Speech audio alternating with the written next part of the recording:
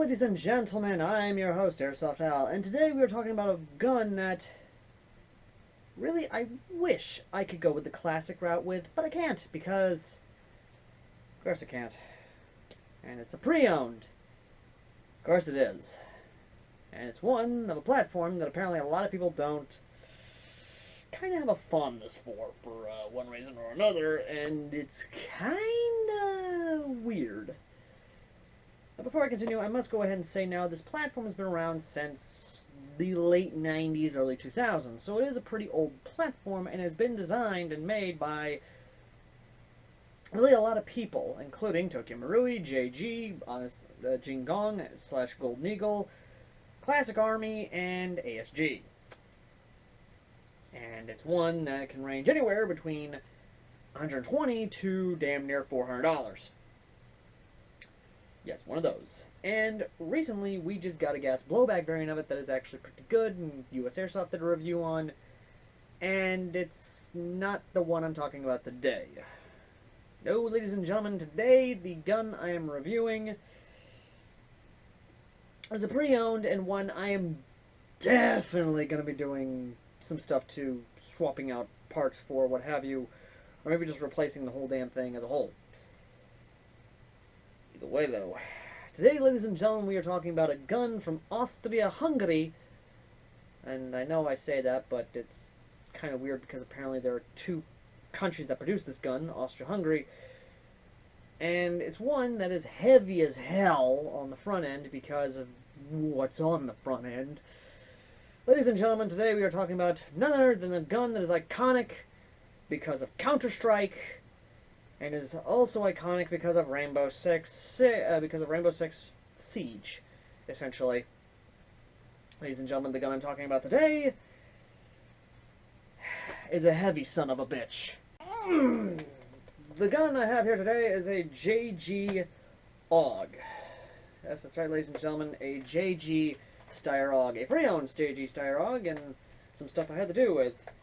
And it's got some kinks and quirks. However, the hop-up, thankfully enough, is not messed up like the Classic Army AK that I reviewed not too long ago. This is the last of the pre-owned reviews, thankfully enough, so yeah, this should be interesting. I lost the butt plate to it. It's somewhere in a pile somewhere, do not worry, although I am considering getting the extended butt plate so I can actually fit the bigger batteries in this. Again, I'm considering it. It is, in fact, an AEG. It does work. This is not the thing it comes with. In fact, it did come with a P90 flash hider, but I replaced it with the AK here because, well, it looks nice, and I kind of like it. This whole bit right here is just heavy and unwieldy and actually makes it extremely front-heavy. I'm not joking on that. This thing's extremely front-heavy, which is why I have a foregrip there, mag pull of course, because why not? But it's still somewhat ungodly, wieldily heavy on the front end because of all this metal. And what's sad is that this is marketed to be an A3. I'm sorry. An A3 looks like this. This does not look like an A3. Which, thankfully enough, Brain Exploder actually makes a kit to turn this into an A3, so no worries on that. But, yeah, before I continue, for those of you who don't know what a Steyr AUG is, or what exactly it is as a whole, well, I'm going to go ahead and get the big book out, and we'll go ahead and educate you folks on it, so you know what exactly I'm talking about. Okie dokie then, let's go ahead and get the big book out, and get my glasses out.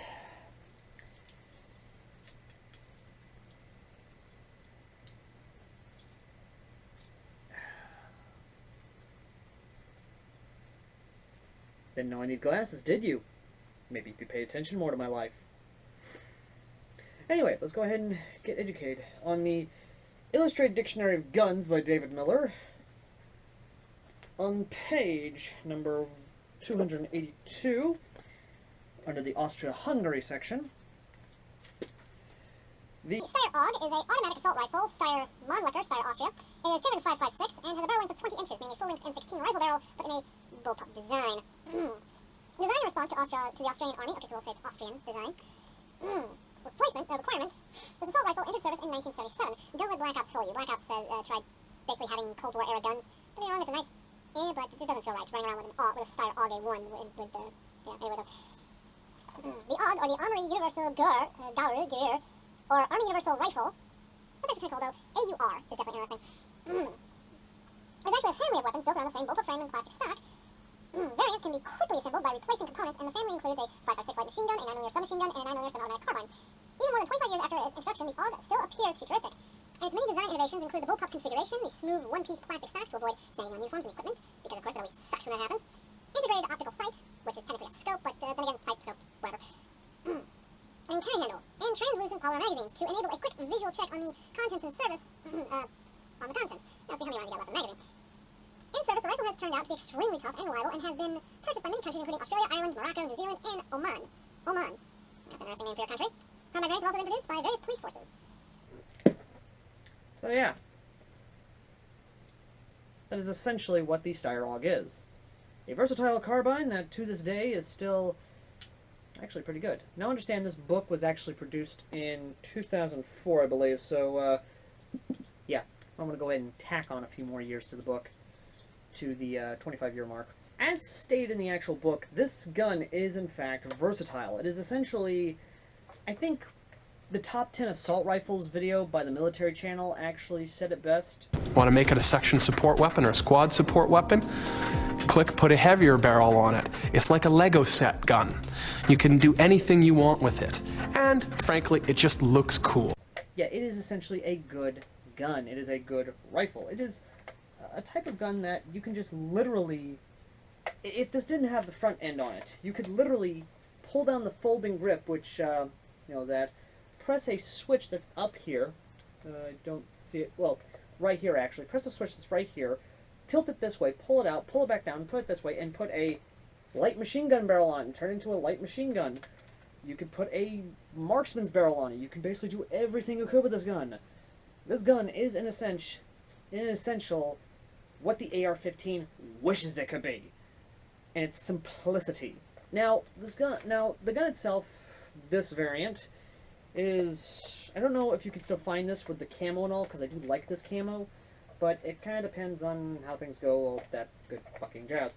Now the gun itself, the JG guns at least, does come with a 330 round high cap, your Maraca mag. Oh.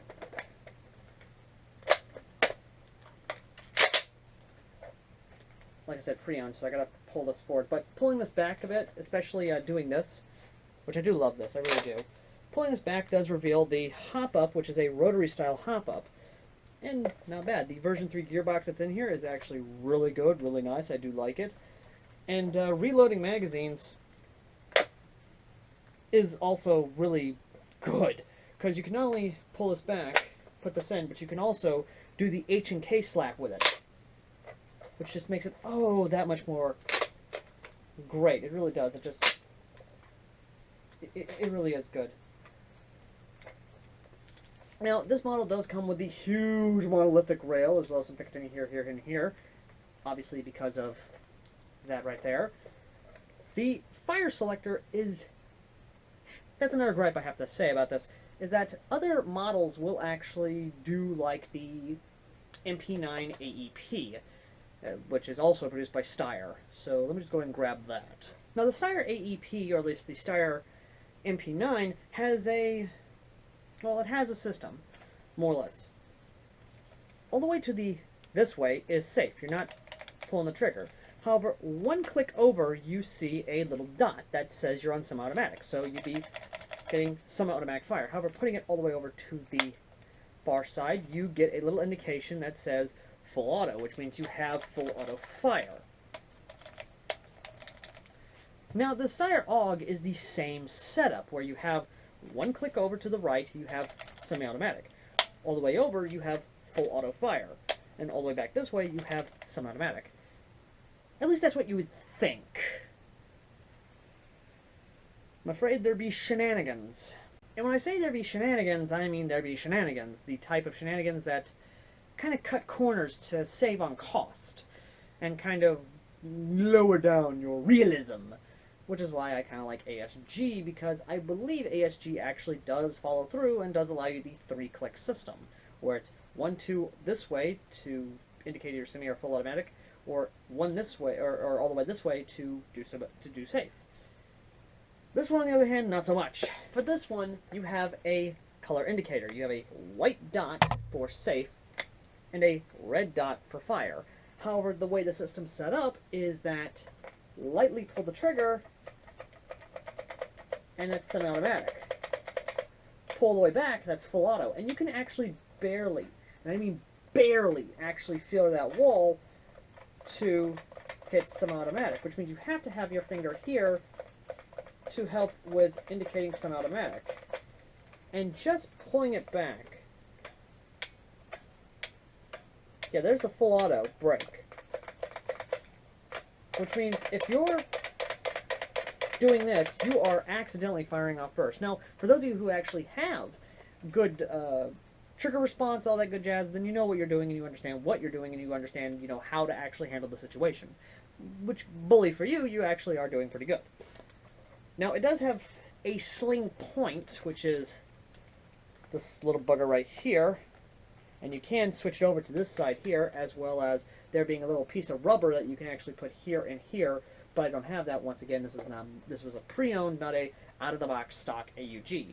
Now, I do plan and hope to review the A1 in the future and upgrade that to where it's actually really nice and really good, but again, we're going to have to wait and see what the budget has in order. Either way, though. Yeah. Outside of that, the only real downside I have for it is this big, godly, monstrous rail system thing up here that just makes it ungodly heavy, and I really don't want to use the foregrip because, I will tire out pretty quickly, and if I do, I'm going to try and put an AFG on that, a Magpul angle foregrip on there, but most of the time I'm probably going to go with this because that's what's comfortable to me, and that's what's actually really comfortable, and it actually does feel more comfortable. Which, reloading a magazine isn't that hard. I can actually do that, all that good jazz. But that's about it. Also, yes, it is wired to Tamiya, and it is wired to a fuse, so you can remove that if you want. Either way, though, let's go ahead and get some FPS readings, take it out to the range, and kind of see what we're dealing with, shall we?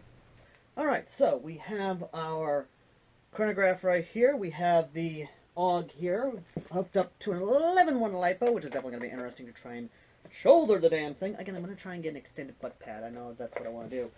Either way, though, let's go ahead and get this situated. Now, once again, this is a pre-owned gun, so chances are it's, actually, let me just go ahead and undo the, there we go, that'll make it easier on me. Once again, it's a little bit tricky to actually try and fire this thing at some other max, so just to show you that. 252. See what I mean? So, set this down. At least, yeah, again, pre-owned, so definitely a little bit interesting. 282. 287. 285. 289. 284. 271.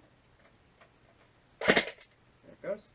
293. So, this thing's firing below 300, which is really interesting. But the joule count is 0.80 joule with a 0.2 gram from Black Ops. Now, the magazine I have right here is one of the many mid-caps I have. I've got two mid-caps that are actually translucent and you can actually see through, which is actually kind of nice. But this one actually feeds pretty well, ironically enough. And I might actually use this mid-cap, but either way, though. So, yeah.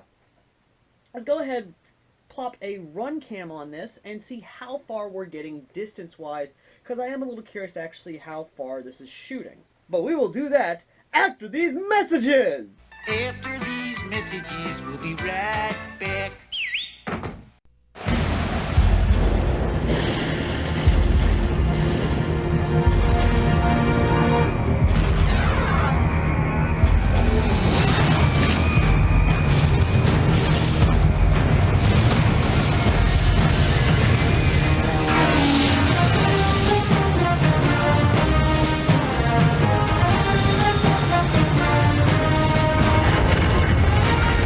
It is more than a trial by fire.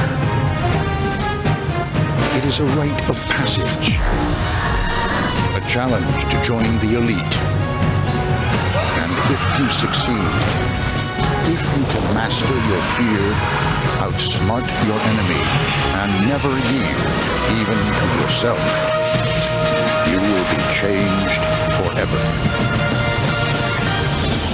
The few, the proud, the Marines.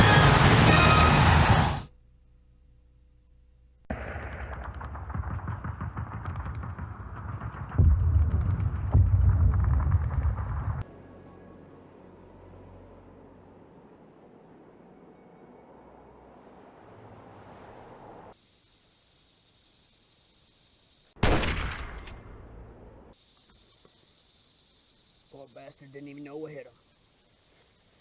You know, it isn't easy killing communists all day. But with your help, we can actually make that happen. You see, bullets cost money. And in this war effort, we need all the help we can get. So, if you got $1 in that wallet, consider donating to the PayPal and help us put bullets in our magazines. Because $1 in the PayPal is a bullet in the magazine. So consider donating. Because the more you donate, the more magazines we got to kill communists. Now, if you excuse me, I got more communists to kill.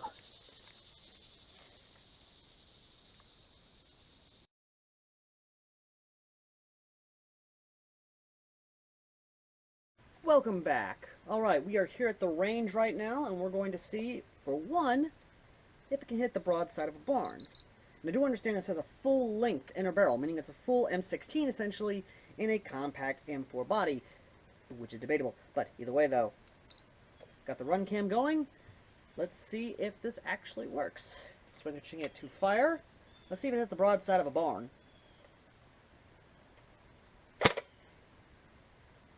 Went over the barn. Let's lower it a bit.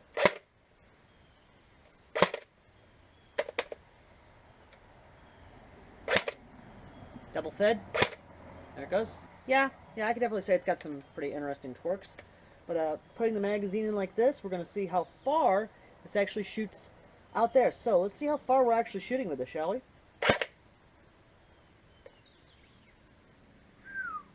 That's pretty far.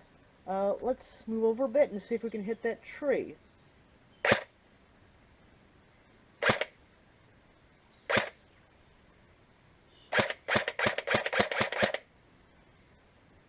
Yeah, it's reaching out there. Like, it really is. Holy shnikes. Like, it really is. Yeah. But I know what you guys are thinking. You're thinking, okay, so some automatic's pretty good, but what if you accidentally go on full auto on a level 1 LiPo? Well, with all the BBs left in this magazine at a far distance, let's see what this thing looks like on both the run cam and you, because, of course, the editing software has gotten better to where I can actually have a little box somewhere to where you can actually see the zoom cam and me at the same time. Full auto dump!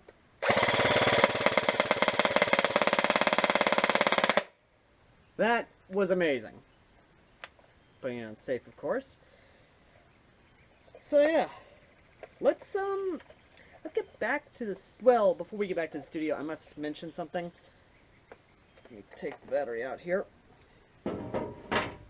It is a little finicky on the magazine because, once again, the magazine I have right now, the mid cap I do have, is one of the 3 that I was given, and the other 2 are the translucent ones. And you can actually see the translucent ones, and there are better ones out there you can actually buy on eBike or any other airsoft store that actually sells AUGs and sell AUG magazines, including Angel Customs Drum, that actually has an adapter that you can put in an AUG and make it sort of like a support weapon of sorts.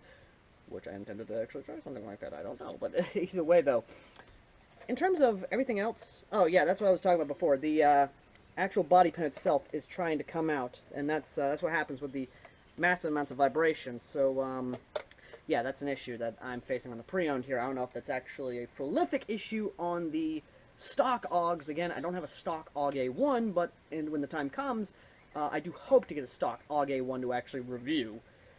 Either way, though. But yeah, let's go ahead, get back inside, and give the final verdict and final thoughts on this one, shall we? In terms of the gun as a whole, I know this is a pre-owned, so the score does affect a pre-owned status gun. But but even though it's a pre-owned gun, the performance is actually pretty good. Yes, there are times where you will accidentally pull on full automatic. So if you're going to take this thing into an indoor or CQB arena, you got to be careful with the full auto function. You gotta let the refs know, hey, this thing is not exactly, well known for being semi-auto. And another issue is the actual fire selector itself, because you can pull this out and you can accidentally, from a lot of vibrations, you can pull the body pin, which is this little thing right here, out, and it will cause it to, the entire front half here, to just, woo, fall out.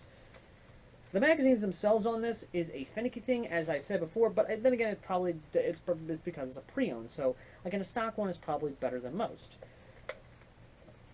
But outside that, with the good range that it's getting and the actual good performance out of an 11.1 Titan LiPo, I'm not gonna lie, it's a decent gun. It's a good gun. And it's definitely something I'd probably rock, or I'd let a friend borrow, because it's got a version 3 gearbox in here, and it's a JG version 3. So it's not going to crap out on anyone. It's not going to die. Hell, I let a kid at my 25th birthday battle, I think. No, 24th birthday battle, borrow this and run with this. And it was actually good for him. It took him a bit to realize, oh, I was using mid caps because that's what I'd given him on top of the 330 high cap. He was using 3 mid caps that I had gotten with this, and one of those things. But yeah, no, I definitely will probably try and rock this on the field one day. Or I'll just continue using it as like a borrow gun, more or less. But either way, the final verdict for the JG Steyr AUG A3 is no more, no less than a 8 out of 10. It's a good buy. At the price tag they're asking for it, it's definitely worth it if you have the money. If you don't got the money, then I completely understand. And I totally understand if you want to go for another bullpup that would accept AR magazines, because once again, the more modern Steyr AUGs actually do accept AR-style magazines, and even GI-style magazines, and not the proprietary Steyr AUG mags. And that is definitely something in Airsoft I would love to see, is more modern AUGs that actually do accept AR magazines. To ASG and everyone else out there who actually still produce these AUGs, try and actually have the upgrade versions that actually do accept the AR magazines and Stanag mags, so people can actually use magazines that they have in bulks of with the Steyr AUG. But then again, that's just my opinion and my 2 cents on it. Anyway, though, thank you all for watching. As always, I've been AirsoftAL, and next month is Guns of Insanity, folks. So get ready to break out the booze and prepare to the drinking games, because next month I go insane. Pray for me, folks. Pray for me. And on a more lighter note, would you kindly consider donating to our PayPal? It's folks like you that actually keep this channel running and keep the lights on in the studio here. And would you kindly consider liking, subscribing, and commenting? Because, of course, YouTube's algorithm is... yeah. And as always, ladies and gentlemen, I've been AirsoftAL, the Con Man's Airsofter, who is about to go insane next month. And as always, I will see you in the next video. Till next time.